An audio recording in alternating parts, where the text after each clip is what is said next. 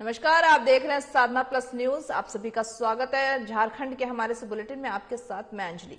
Bulletin की शुरुआत करेंगे, लेकिन उससे पहले नजर डालते हैं हेडलाइंस पर। रघुवर दास के खिलाफ जांच के बाद गरमाई सियासत, सुप्रियो भट्टाचार्य ने सीएम सोरेन को दी बधाई, कहा जांच से क्यों घबरा रही बीजेपी। जेएमएम का स्थापना दिवस, जेएमएम महासचिव ने कार्यकर्ताओं को दी बधाई। 4 फरवरी 1973 को हुई थी जेएमएम की स्थापना। 15 पुलिस पदाधिकारियों के हुए ट्रांसफर, ज्ञान रंजन बने बरियातू के नए थाना प्रभारी। एसएसपी के हस्ताक्षर से जारी हुई एक सूचना।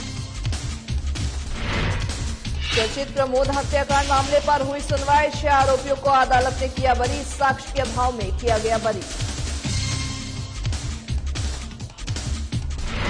कई जिलों में हुई बारिश के साथ ओलावृष्टि, रांची में भी देखा मौसम में बदलाव का असर, मौसम केंद्र ने जारी की चेतावनी।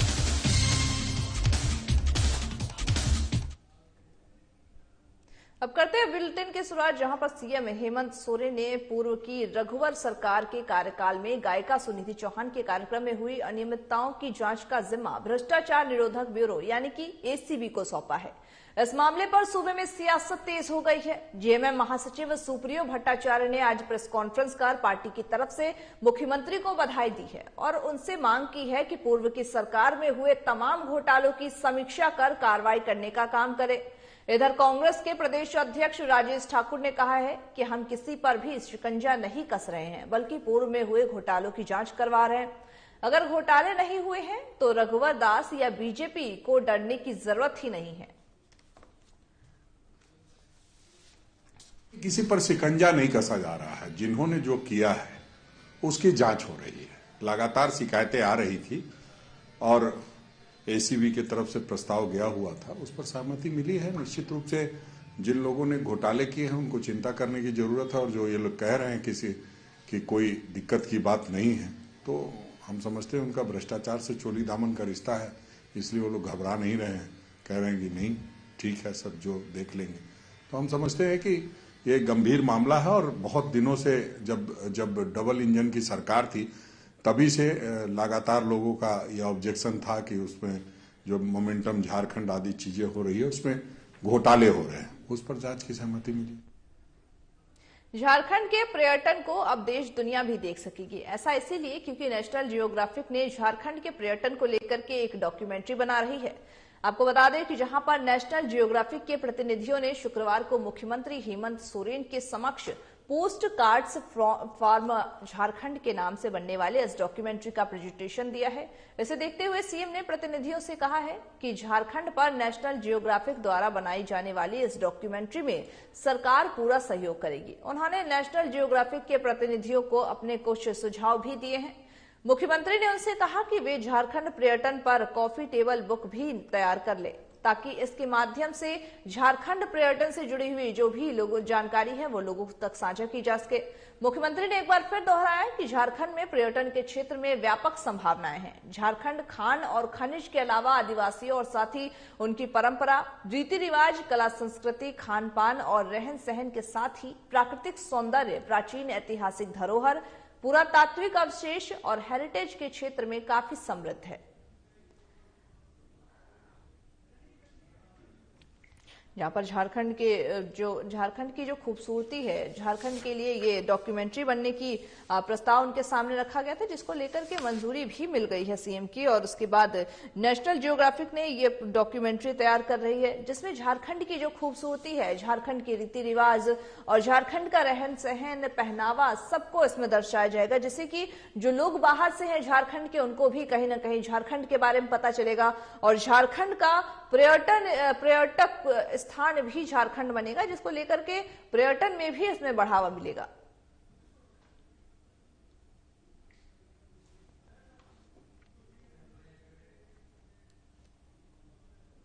धनबाद के निरसा में कोयला खदान में हुए हादसे को लेकर के सियासी घमासान जारी है। आज झारखंड के पूर्व मुख्यमंत्री और बीजेपी विधायक दल के नेता बाबूलाल मरांडी ने निरसा में कोयले की खदान में हुई दुर्घटना के लिए राज्य सरकार और कोयला कंपनियों को जिम्मेदार ठहराया है। उन्होंने कहा कि कोयला खनन के बाद खाली पड़ी खदानों में गरीबी से बेहाल लोग अवैध माफियाओं के इशारे पर कोयला खनन के लिए जाते हैं। धनबाद में कोयला की लूट मची हुई है।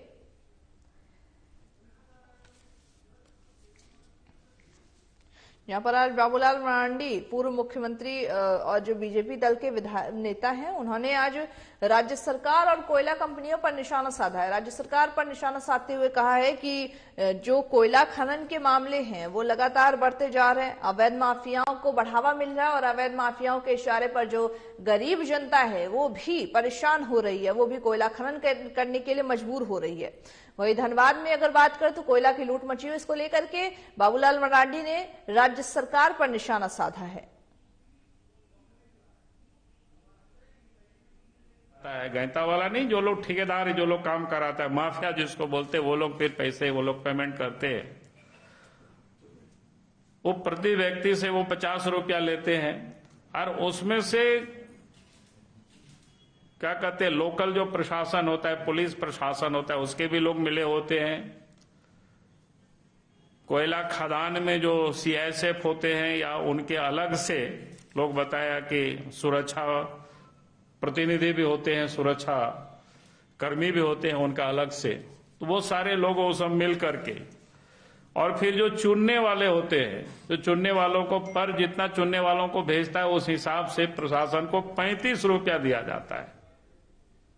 झारखंड मुक्ति मोर्चा की स्थापना धनबाद में 4 फरवरी 1973 में हुई थी। शिबू सोरेन, ए.के. राय और विनोद बिहारी महतो, इन तीनों ने मिलकर के झामुमो की स्थापना की थी। धनबाद में झामुमो की स्थापना के बाद से झामुमो अध्यक्ष शिबू सोरेन ने 2 फरवरी 1977 को दुमका में जिला कमेटी की गठित की थी। उसी दिन से दुमका में 2 फरवरी और धनबाद में 4 फरवरी को जेएमएम की स्थापना दिवस मनाई जाने लगी।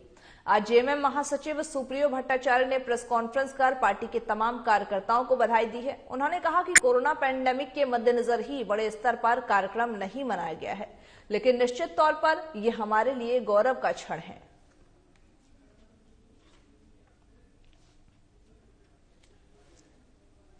झारखंड राज्य 1928 से तत्कालीन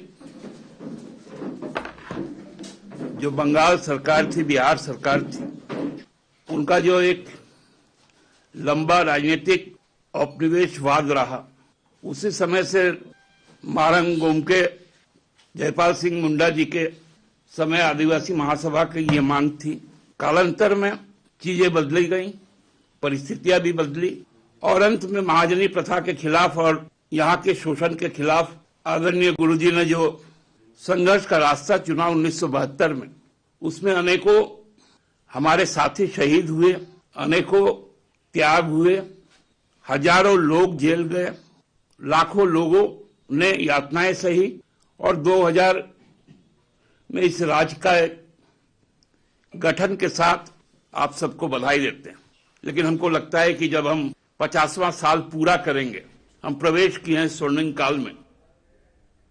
झारखंड राज्य के साहिबगंज जिला से बिहार राज्य के कटिहार जिला के मनिहारी अनुमंडल के बीच में गंगा नदी पुल पर निर्माण कार्य जारी है। इस निर्माण कार्य के बाद अब राजमंडल अनुमंडल से पश्चिम बंगाल के मणिकचक के बीच भी पुल निर्माण की कवायद को तेज कर दी गई है। और इसी विषय में झामुमो के केंद्रीय सचिव सह बरहेट विधायक हेमंत सोरेन के विधायक प्रतिनिधि पंकज मिश्रा ने पत्रकारों से बातचीत करके कहा कि राजमंडल अनुमंडल से पश्चिम बंगाल के मणिकचक के जो बीच गंगा पुल निर्माण को लेकर के राज्य की हेमंत सोरेन सरकार इसी बजट सत्र में केंद्र सरकार को प्रस्ताव भेजेगी।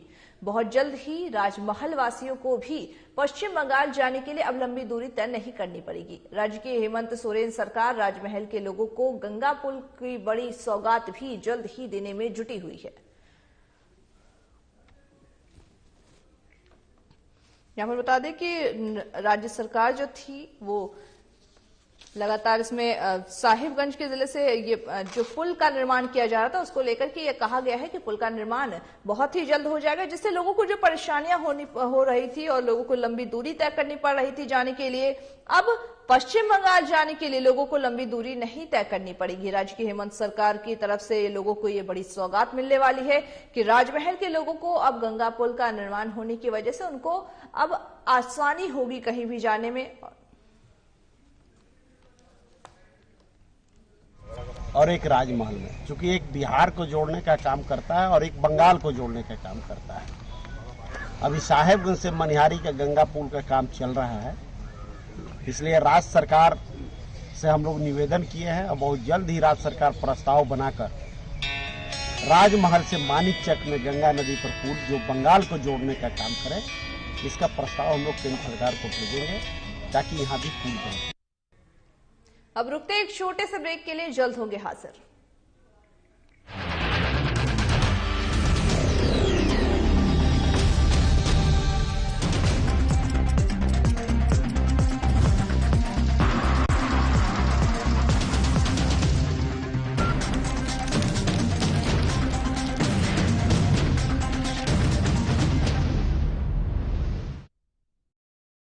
आज मुझे यह बताते हुए हर्ष हो रहा है कि आज से पूरे राज्य में प्रति माह 10 लीटर पेट्रोल के लिए 25 रुपए प्रति लीटर की दर से 250 रुपए राशि उनके खाते में सीधे भेजा जा रहा है। मुख्यमंत्री श्री हेमंत सोरेन ने राशन कार्ड से आच्छादित लोगों को उनके 2 पहिया वाहनों के लिए पेट्रोल पर सब्सिडी देने की घोषणा की। इसके लिए मुख्यमंत्री ने पेट्रोल सब्सिडी योजना के तहत सीएम सपोर्ट्स ऐप भी लॉन्च किया। योजना के तहत प्रति माह अधिकतम 10 लीटर पेट्रोल पर प्रति लीटर 25 रुपए की सब्सिडी यानी 250 रुपए प्रति माह बैंक खाते में डीबीटी के माध्यम से हस्तांतरित की जाएगी।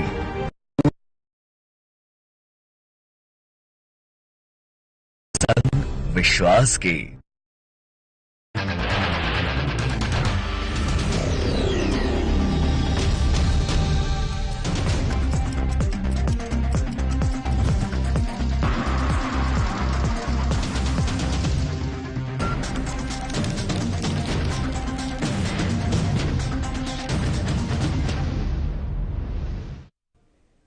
ब्रेक के बाद आप सभी का एक बार फिर से स्वागत है हमारे इस बुलेटिन में। अब बुलेटिन में आगे बढ़ते हैं, जहां पर राज्य के कई पुलिस पदाधिकारियों के ट्रांसफर और पोस्टिंग की गई है। इनमें 15 पुलिस निरीक्षक रैंक के पुलिस पदाधिकारी भी शामिल है, वहीं 2 अवर निरीक्षक रैंक के पुलिस पदाधिकारी शामिल है।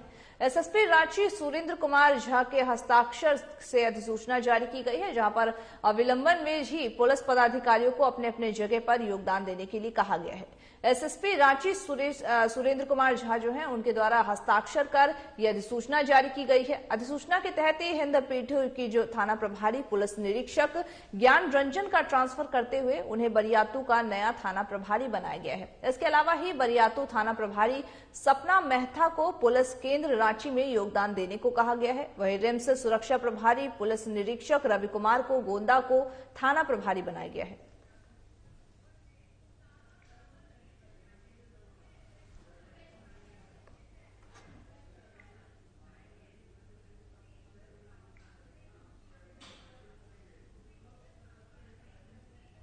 झारखंड में आज से स्कूलों को खोल दिया गया है। बताते चले कि झारखंड में कोरोना संक्रमित जो मरीज थे उनको लेकर के स्कूल बंद किए गए थे। वहीं कोरोना संक्रमण का बढ़ते देख करके स्कूलें भी स्कूल बंद किए गए थे, लिहाजा हालात अब सामान्य है, जिसकी वजह से स्कूलों को वापस से खोला जा रहा है। आपदा प्रबंधन की बैठक के बाद झारखंड सरकार ने कहा है कि 4 फरवरी यानी कि आज से सभी स्कूलों को खोल दिया जाएगा और जितने भी शैक्षणिक संस्थान हैं और विद्यालयों को भी खोलने की अनुमति दे दी गई है। हालांकि पहले दिन स्कूल खोले जाने के पहले दिन स्कूलों में जो छात्र हैं उनकी उपस्थिति कम दर्ज की गई है। वहीं विद्यालयों में बच्चों के अभिभावकों की अनुमति पत्र भी अनिवार्य किया गया है। बता दें कि 17 जिलों में सभी स्कूल कॉलेज खोले गए हैं, जबकि 7 जिलों में 9 से ऊपर की क्लास के शिक्षण संस्थानों को खोले गए हैं। इन 7 जिलों में रांची, पूर्वी सिंहभूमी, बोकारो, चतरा, देवघर, सरायकेला और सिमडेगा शामिल है। वहीं राजस्थान रांची में 9वीं से लेकर के 12वीं तक की कक्षाएं खोली गई हैं। स्कूल खोले जाने पर छात्रों ने खुशी भी जाहिर की है। उन्होंने सरकार का धन्यवाद दिया है कि हमारी पढ़ाई लंबे समय से बाधित थी, वही पढ़ाई निर्विवाद रूप से आगे भी चलेगी। इसके लिए बहुत बहुत शुक्रिया भी कहा है सरकार को। से तो बहुत अच्छा लग रहा है। मैम लोग का सुविधा देख के भी और भी अच्छा लग रहा है। मैम लोग सारा सुविधा हम लोग को दे रही है कि सोशल डिस्टेंसिंग रखना है, सैनिटाइजर यूज करना है और एक दूसरे से जितना दूरी बना के रखे उतना अपने स्वास्थ्य के लिए सुरक्षित है। मैम लोग सारा हम लोग को हेल्प भी कर रही है और बोल भी रही है, आप लोग जो ऑनलाइन क्लास में जितने भी पढ़ाई किए हो, अगर कोई डाउट्स है तो अभी रीड करके आप लोग बताइए, हम लोग सारा क्लियर करेंगे। मैम लोग का ऐसा अपनापन का स्वभाव देख के और भी अच्छा लग रहा है।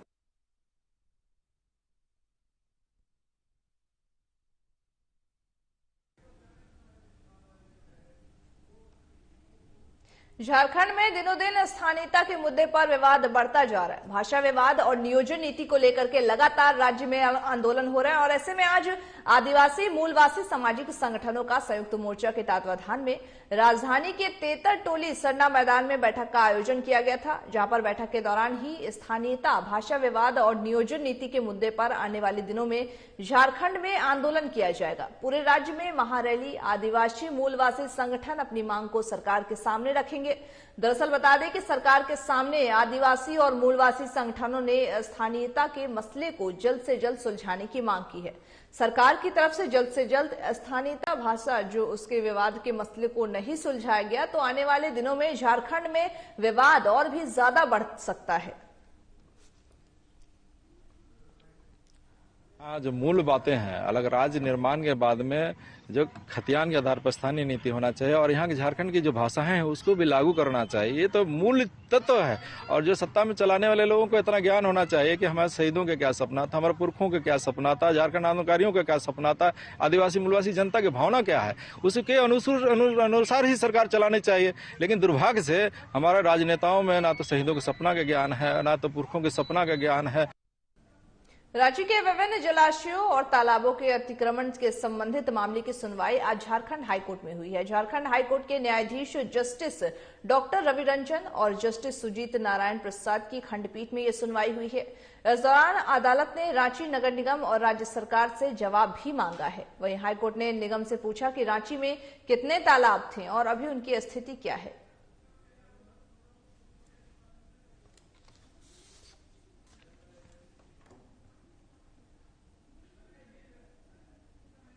धनबाद के बहुचर्चित प्रमोद सिंह हत्याकांड में 18 साल बाद शुक्रवार को न्यायालय ने अपना अहम फैसला सुना दिया है, जहां पर सीबीआई के विशेष न्यायाधीश ने कांड के सभी 6 आरोपियों को साक्ष्य के अभाव में बरी कर दिया है। बता दें कि प्रमोद सिंह हत्याकांड में कांग्रेस नेता रणविजय सिंह, संतोष सिंह और साथ ही सरायढेला के तत्कालीन थाना प्रभारी एमपी खरवाड़ के अलावा ही 3 अन्य आरोपी ट्रायल फेस कर रहे थे, जिन्हें आज कोर्ट ने आरोपों से बरी कर दिया है।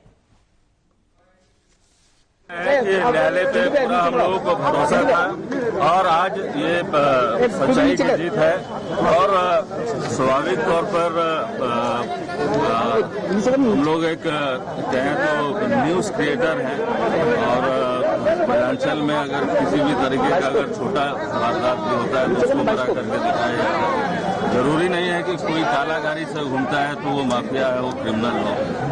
किसी का शौक होता है सादा का काला का, लेकिन हमें भरोसा था ईश्वर पर और न्यायालय पर और सच्चाई पर। 19 साल इंतजार करना पड़ा, क्या कहेंगे? स्वाभाविक तौर पर जो न्यायिक प्रक्रिया है तो न्यायिक जो न्यायालय का जो भी आदेश जब भी होता था हम लोग उसका पालन करते थे और हम लोग हमेशा आते थे और कोर्ट का सम्मान करते थे और ये सच्चाई न्यायालय पर हम लोग शुरू से कहते आए हैं कि भरोसा है। और असल अपराधियों को बचाने का काम किया था, न्यायालय से हम लोगों को न्याय मिला है और सीबीआई का जांच भी का डिमांड भी हमें राही था, लेकिन सीबीआई ने अपने विभाग को कलंकित करने का काम किया है और न्यायालय ने सीबीआई के इस आरोप पत्र को खारिज कर दिया है। हम न्यायालय को तहे दिल से धन्यवाद देते हैं। ये केस सीबीआई को ट्रांसफर कर दिया। अच्छा। और सीबीआई ने इसका इन्वेस्टिगेशन किया और सीबीआई ने जो नेम्ड एक्यूज केस में इस केस में उन लोगों को नॉट सेंड अप किया, उन लोगों को केस से निकाल के और ये 9 लोगों को केस मिलाया था कॉन्स्पिरेसी एंगल के साथ और शूटर भी सीबीआई के केस के मुताबिक एक पर्टिकुलर शूटर भी था। अच्छा। लेकिन पार्टिकुलर एफआईआर जो है किनके तरफ से दायर किया गया था? पार्टिकुलर एफआईआर थी? एफआईआर हुआ था, एक प्रमोद सिंह थे जिनको शूट किया गया था। हाँ। तो उन्होंने एक स्टेटमेंट दिया था हॉस्पिटल में, जिसको मृत्यु पूर्व बयान बोलते हैं, डाइंग डिक्लेरेशन बोलते हैं। इस वक्त तो उनकी डेथ नहीं हुई थी। उन्होंने स्टेटमेंट दिया था रामभीम सिंह एंड राजीव रंजन सिंह के खिलाफ और उसके बाद हॉस्पिटल में उनका इलाज के क्रम में उनका डेथ हो गया, तो ये डाइंग डिक्लेरेशन में टर्न कर गया। अब वक्त हो चला एक छोटे से ब्रेक का, जल्द होंगे हाजिर।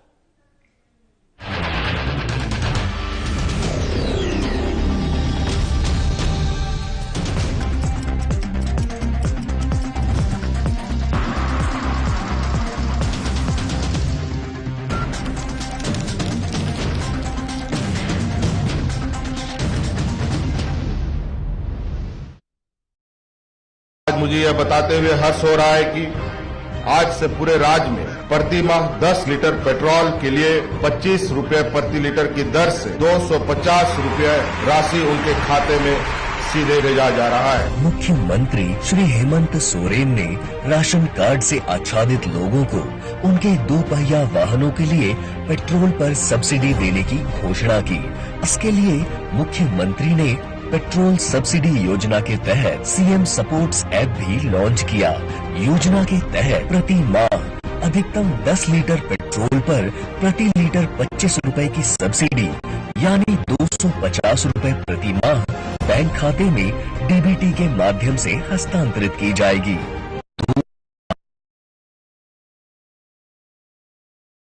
संग विश्वास के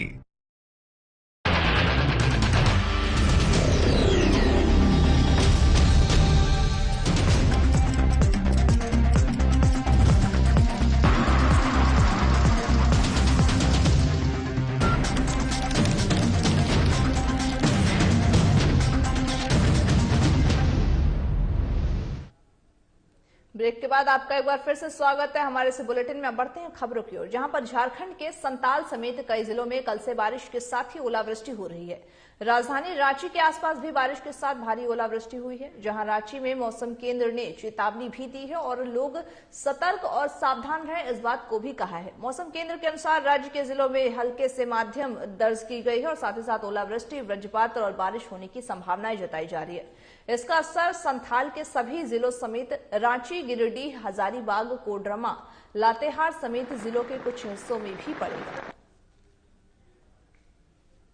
यहाँ पर ओलावृष्टि के मौसम विभाग ने हालांकि ओलावृष्टि की संभावनाएं जताई है, लेकिन आप जिस तरह से तस्वीरों में देख सकते हैं, बीते दिनों की तस्वीर है जहां पर झारखंड में ऐसी तस्वीरें देखने को मिल रही है जो कि तस्वीरें उत्तराखंड जैसी जगहों पर मिलती हैं। अब झारखंड में भी ओलावृष्टि जैसी तस्वीरें देखने को मिल रही है, जहां पर बारिश तो ठीक है लेकिन उसके साथ साथ ओले भी गिर रहे हैं, जिसकी वजह से किसानों को भी कहीं ना कहीं काफी नुकसान झेलना पड़ रहा है और जो स्थानीय लोग हैं उनको भी ठंड के बढ़ने से काफी परेशानियां झेलना पड़ रहा है, जिसकी वजह से लोग परेशान हैं। हालांकि मौसम इस तरह का कुछ दिनों और रहने की मौसम विभाग ने अलर्ट जारी किया है ताकि लोग सावधान रहे, सतर्क रहें, क्योंकि ओलावृष्टि और अभी ज्यादा होने वाली है। इसको लेकर के मौसम विभाग ने यह अलर्ट जारी करते हुए कहा कि अभी झारखंड का मौसम, झारखंड में रांची का मौसम अभी साफ नहीं रहेगा, वहां पर ओलावृष्टि और बारिश की संभावना अगले 2-3 दिनों के लिए जारी की गई है। ऐसे में आप तस्वीरों में देख सकते हैं किस तरह से ओलावृष्टि हो रही है और खेतों में इसका काफी असर पड़ेगा, क्योंकि लोगों के जनजीवन में तो असर पड़ेगा, इसके साथ साथ जो खेत हैं, जो किसान हैं, उन पर भी इसके काफी असर पड़ेंगे।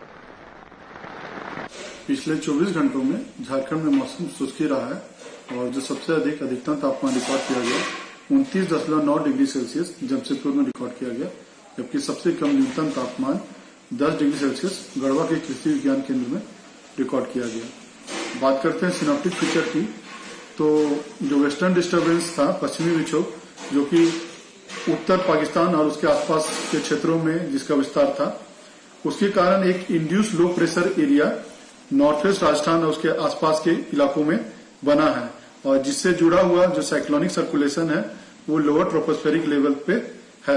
अब इसके कारण क्या हो रहा है कि हाई मॉइस्चर फीडिंग अरेबियन सी से और बंगाल की खाड़ी से, दोनों से हाई मॉइस्चर फीडिंग हो रहा है और जिसका असर आपको आने वाले अगले 24 घंटों में भी देखने को मिलेगा।